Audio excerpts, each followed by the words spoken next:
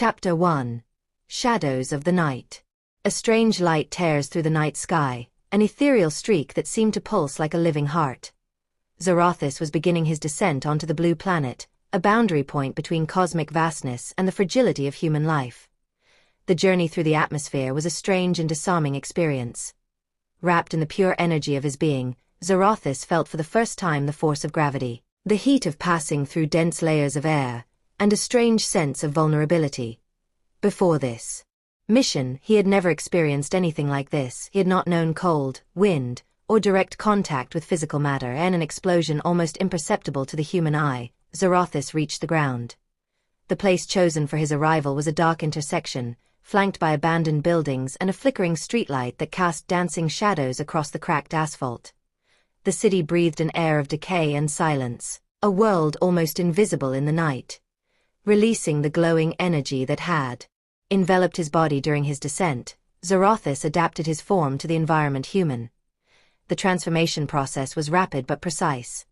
His body began to take on physical contours: limbs, skin, eyes.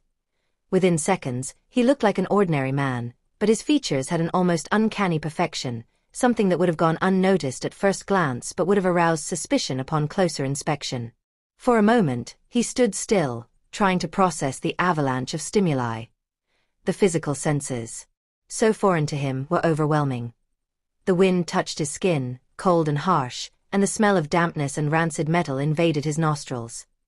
The buildings had a heavy, stale concrete smell, and somewhere, in the distance, the faint scent of wildflowers crossed his consciousness like a strange echo. He bent down, running his hand through a puddle of dirty water on the sidewalk, fascinated by the texture of the liquid. The city was alive.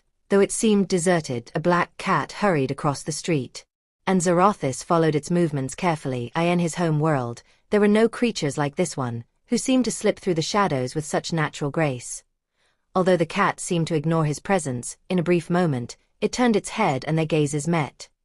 The animal's eyes sparkled strangely, and for a moment Vorthea felt something he had never experienced before, an instinctive connection. Perhaps even an emotional one. As he got past the first moments of adaptation, he turned his gaze to the sky.